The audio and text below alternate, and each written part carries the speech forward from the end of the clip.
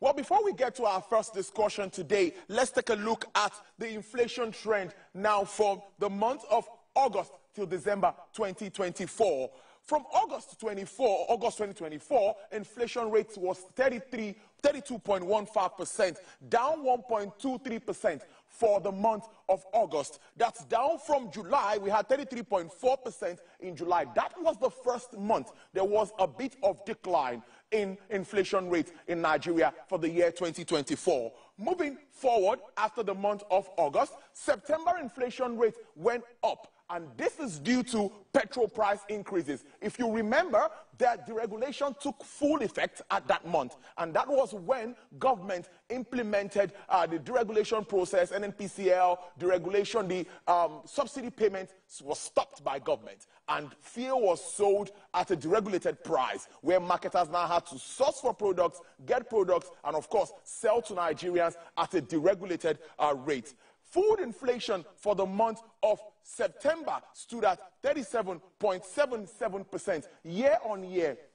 Also, there's been a regular increase with regards to food inflation in recent times. We've seen this constantly, and many have ascribed it to insecurity and some other issues, seedlings by farmers, fertilizer issues that government has been trying to tackle all head-on in recent times. And we saw that, that in 2023, corresponding year, that's year-on-year inflation, it was 30.64%. That was what we had at that time. Now we move to October 2024, where inflation increased. Now the effect of petrol prices came up clearly, and it was 33.88%. Increase in transportation and higher food prices. That's what we saw at that time. Year on year, 39.16%.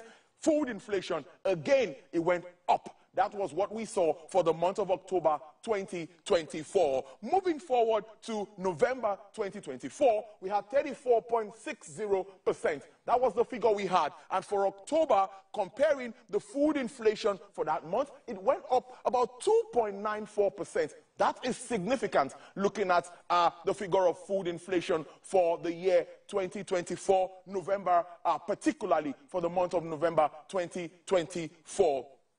Now, just yesterday, the NBS came up with the December figures, which came up at 34.80%, 0.20% hike, driven by the Yuletide season, spending, a lot of buying, a lot of people spent money during the Yuletide season. And of course, this was expected. And year-on-year food inflation rate stays now at 39.84%, which many will tell you that it is a worrisome trend. But analysts have come up to say there is likely to be a decline as we move on in, that's in 2025, looking at if government would, of course, implement some cushioning measures for the fallout of the policies of government. And many also talked about the central bank holding up rates at this very time. The MPC meeting has been shifted till February, and many saying what is cooking. Is the central bank going to leave this rate unchanged? We'll be looking at all of this, and I have Professor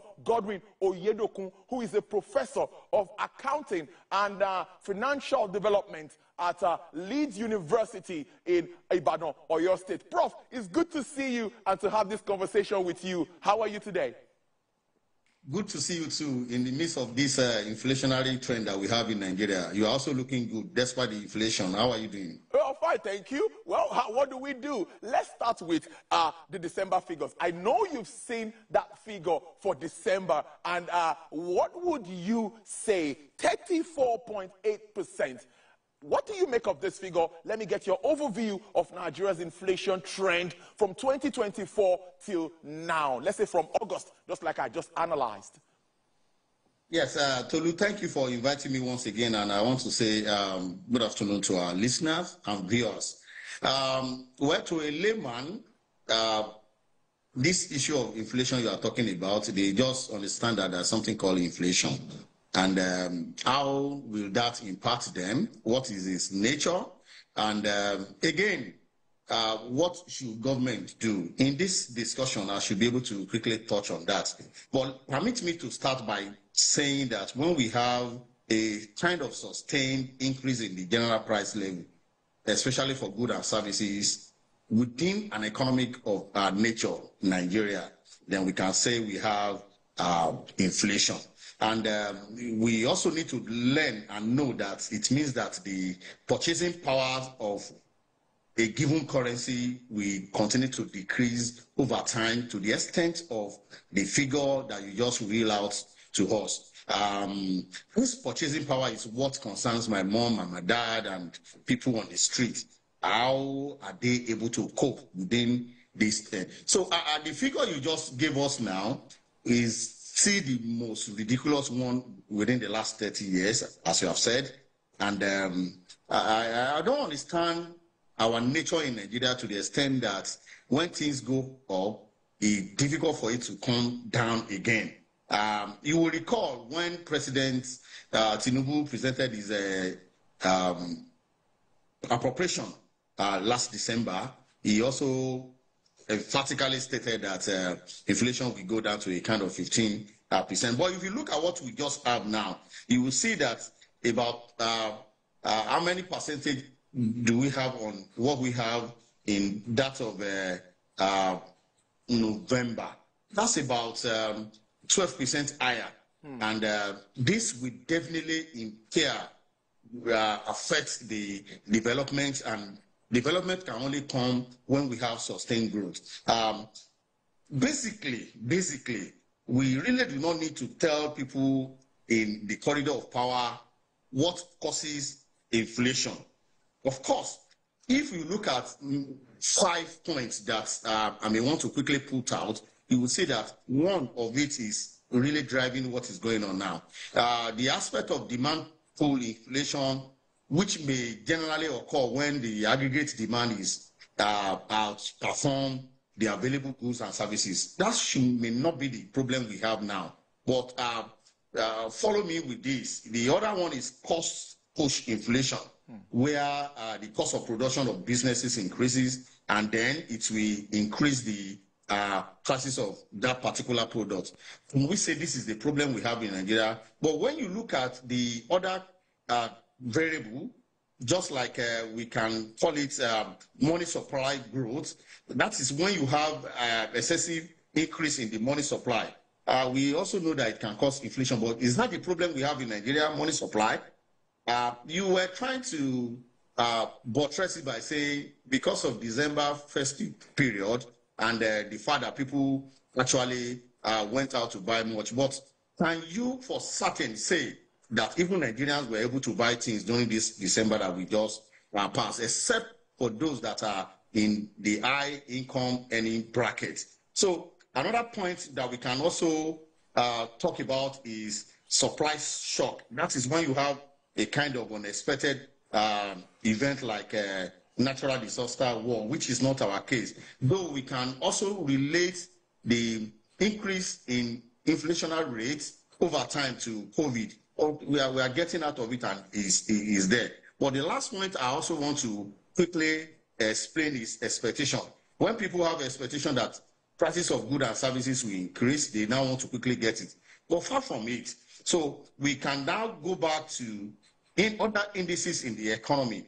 When the cost of material input into a particular product, especially goods, foods and the likes, is increasing, definitely the people will not be able to cope with that within that period of time, and inflation is inevitable.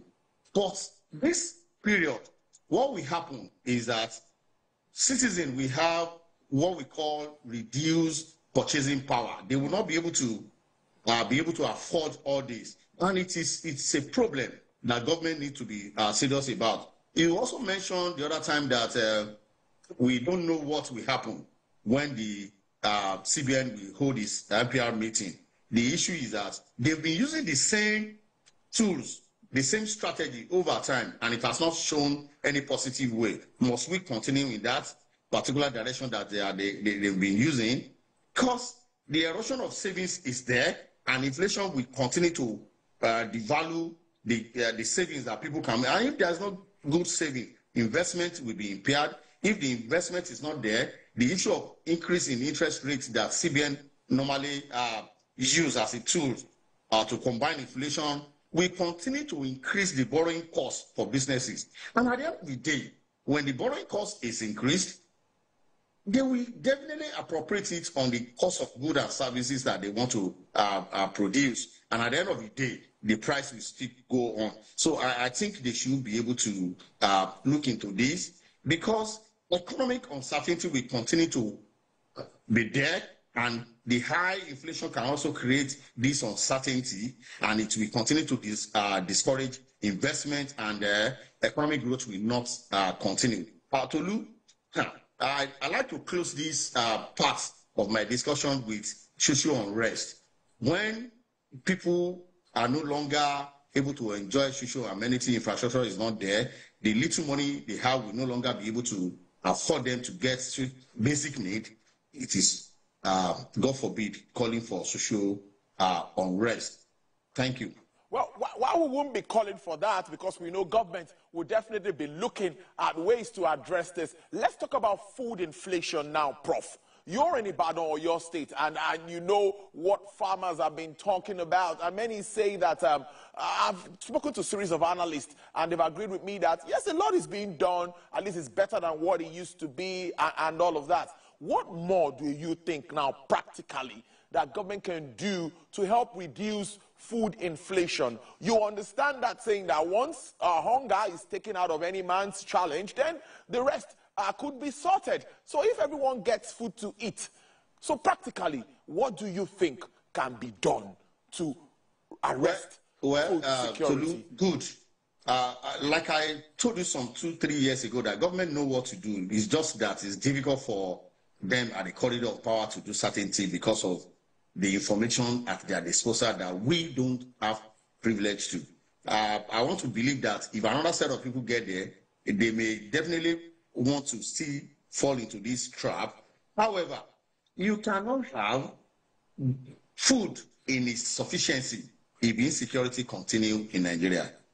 And we don't produce all the goods. We don't get them wherever we want to consume them. It's not all the regions in the country that are endowed the same manner in terms of agricultural produce. So if, for example, beans is coming from Makwa, and before you get to Ilorin to Oyo to Ibadan, a lot of things happen on the road. What do you think will happen? That will not be available. And when a lot of people are expecting or need certain particular food item, and it is short in supply, then definitely whoever has that particular food item will dictate the price, and the price will be high. And apart from that, what happened to infrastructural development? Can you conveniently say, if you put your trailer on the road from Kaduna, Kano, and it's coming to Ibadan, coming to Lagos, that trailer will be able to get to Lagos on time? Some of them will sleep on that road for days, and activities of bandits, insecurity will also impair. So the infrastructure is not there. And for perishable goods, we don't even have luxury of time to keep it on the road. Again, certain goods and services are aided by imports and exports. If exchange rate volatility continues, of course, even when it is not directly proportional to it, people will definitely tell you it's because of, on the street, dollar has cost. That's the English. And again, you will ask, how will Mama that is selling tomato in our local market will be attributing the cost of tomato to dollar price? So that's how bad it is in the country. So you must have dedication. You must be intentional to ensure that as you are trying to solve some problem, you don't create other problems. And that's what we call Cobra effect. And I talk about the disruption in supply chain. Not only that, we have certain food items that we don't actually even get in Nigeria that we supply from other countries. You recall what is going on in Ukraine and Russia.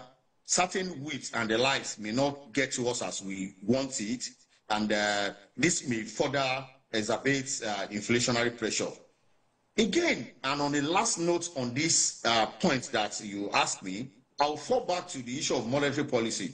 We all know that we have the CBN, who their work is to manage the implement some reform in order to ensure that we curb inflation. Such increased interest rate that they normally push out will also continue to add to the problem. They will continue to tell you that when we increase interest rate, it will normalize. But what about other effects that it has in the economy? Tolu, governments must be intentional. If you permit me, I can also now give some points on solution that we may need to put forward in Nigeria in order to address this. I don't know whether I should wait for your prompts. Yes, you are going to do that. You are going to do that right now, as I'm going to also ask you that the tax reforms is something that many have talked about, and I've also talked about it with a series of analysts to get their views around it, which many say would also help to address some of these issues raised about equality, you know, talking about balancing everyone so that the poor, the rich, everyone is appropriately taxed. I like your view around this and profiling some solutions to this challenge that we face as a country. And Nigeria is not in this alone. Other countries are also challenged when it has to do with economic issues and when they go through major reforms like this one. Why I want to accept that the purpose of this discussion is naturally not on the tax reform, but because we have discussed it before, I will gladly also let you know. Look at my fingers if you can see them. The 4 fingers I'm showing you are not the same. Yes. If I'm a government and I want to ensure every of my finger behave well, it then means that the tallest one need one more to improve its life. The second to it need one to meet up with the tallest. Then you don't forget that the tallest already have 1. So it means I need 2 for this one to meet up. I will need 3 for this one. Then I will need 4 for this one. Unless we are able to do that, we are going nowhere in Nigeria. And I've told you in my previous episode that the issue of tax is beyond this Turenchi and discussion. It is more of political. And I want to tell you, if my father has 5 children, and the children are working for my father. If my father say, okay, these are the sources of our income, Godwin, you are the first child of the family, go and collect that income. Why would the last one of my father want to fight me for me collecting if there's sincerity of purpose? Note that and let us ruminate on that. Again, inheritance of my father are 5. Let's say building. If inheritance of my fathers are 5, and now my father is old, I'm the only one paying to sustain his hospital bill, to feed him, when he wants to share his inheritance, how will he share it? Is it going to be fair for me to take 1 because we are 5? Then who is spending money? I also want you to keep this, because this is not what we should be discussing. It should be unity. Now, the first analogy I gave you is that we must develop Nigeria equally. Good.